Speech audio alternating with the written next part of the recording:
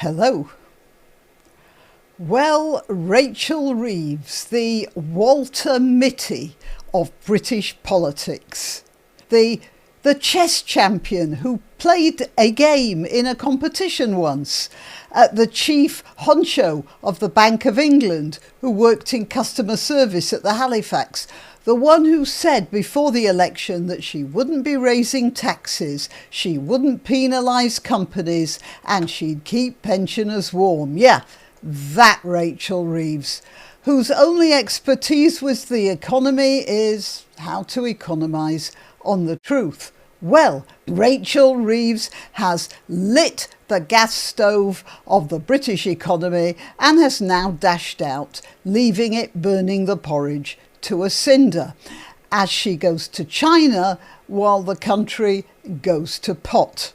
And I'm Granniopteryx. I'm on YouTube, Rumble, BitChute and Minds. I've still got a little bit of a cough, so there might be some cuts where I'm cutting that out, but I'm a lot better. Thank you to all who asked how I was doing. Okay, so back to Walter Mitty Reeves. Apparently, she is flying off to China. And I have hopes, you see. Do you think we'll get lucky? And when she's there, she might even apply for political asylum on the grounds that no one here likes her anymore. I mean, she's sure to get a job because she could always tell Xi Jinping that she got a first in Oriental languages at Cambridge and then spent 10 years as head of Peking University's literature department. I'm sure they'd all believe her. I mean, the BBC believed everything she said, didn't they? And we all know that the BBC is a stickler for fact-checking, isn't it? Well, they fact-check their truth at any rate. I do wonder why Reeves is going to China, though. I mean, with the amount of information she has in her head, wouldn't a Zoom meeting do the trick? How much high-powered salesmanship does it take to offload the Chagos Islands to a Chinese subsidiary anyway? Whatever. The plan is supposed to be that after her sampling of the egg foo young in Shanghai or wherever, Reeves will be heading off to Davos. And as they sit around the cacalon swizzling their forks in the Emmental fondue, she can lecture all the assembled great and good on how to run their countries into the ground. I'm sure they'll all be hanging on to her every word. After all, she's just about the only chancellor who has ever actually delivered stability within 5 months of taking office. There certainly isn't anything more stable than a crashed car half buried into a brick wall.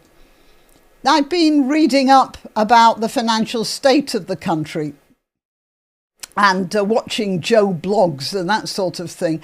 And my research tells me that the bond markets have collapsed. Now, I didn't know what bonds were before, but apparently the government sells bonds, and that's a way, basically, of borrowing money.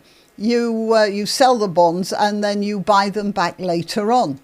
And people aren't buying bonds anymore. And 30-year gilts, they're about the same sort of thing. Now, frankly, I do know what bonds are. I'm not so sure about gilts.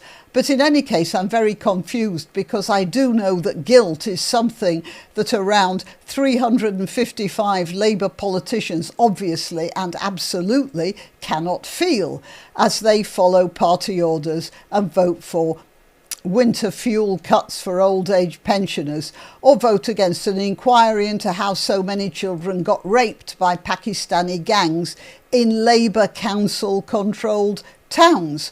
To paraphrase Alistair Campbell, they don't do guilt. And they don't do gilts either. Anyway, whatever all those bonds and gilts mean, I do know that it means investors aren't interested in investing here anymore. This is at the same time as the big unions, the financial backers of the Labour Party, have over the past 3 or 4 months got a huge Christmas, birthday and Easter present out of the public purse, which includes me, while enormous sums of borrowed money are being funneled into mad projects like Miliband's net zero vanity project. To fund all of this largesse, the government have to borrow even more, but because the financial situation of the UK is looking so precarious, the lenders are starting to get the idea that lending is getting riskier. So they're charging higher interest to buffer against losses. And they're not buying bonds, or the price of bonds is going down because the chance of the government being able to buy them back is going down. I mean, you can't blame the lenders. Would you lend money to a drunkard outside an off licence? There's no amount of taxation which is going to cover the mountain of debt we're building up right now. Not entirely the Labour Party's problem. There have been a number of global problems, to be fair, that they inherited, that the Conservative Party had, that they weren't mismanaging. Actually, they were doing reasonably all right, but they were just about treading water. The problem with the Labour Party is they've thrown all that advantage away, and now they're making things worse. And pretty soon there won't be many businesses to tax anyway. More of them are going to close because of the hidden taxes that Reeves has imposed on them. And they'll certainly shrink, and they'll be laying off workers. There'll be less tax coming in all round. But wait, as they say in the adverts, there's more. You see, although in my financial illiteracy, I would have thought that the longer Walter Mitty Reeves stays out of the country, the better it would be for all of us. As it turns out, that isn't the way things work in the money markets, which seems to be a completely different world. Despite the image projected by Leonardo DiCaprio in The Wolf of Wall Street, apparently money markets are actually run by a room full of nervous butterflies.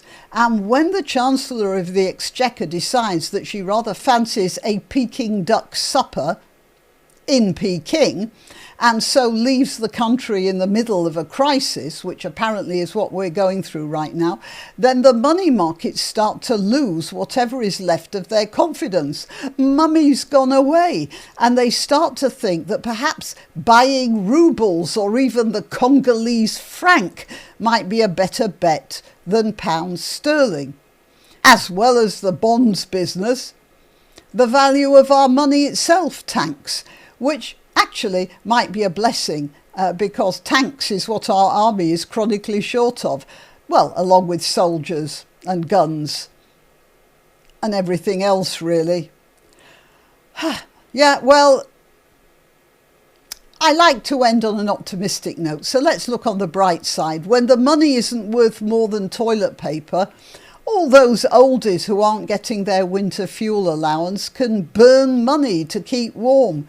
It'll probably cost less than coal or gas. Yeah, actually, I've just had a thought. Donald Trump is looking to buy a bit more territory, isn't he? And he's been talking about Greenland, but does anyone think we could convince him to buy the UK instead? I mean, with all the farms closed down, the entire country would probably make a pretty reasonable golf course. We could change the name as well. How about Airstrip 1? Till next time, you can help my channel by subscribing and clicking the notification bell. That's quite important. And by sharing if you're so inclined. Links to my other channels and to donation methods are in the description. But the best way you can help is simply by clicking like and notify. Thank you.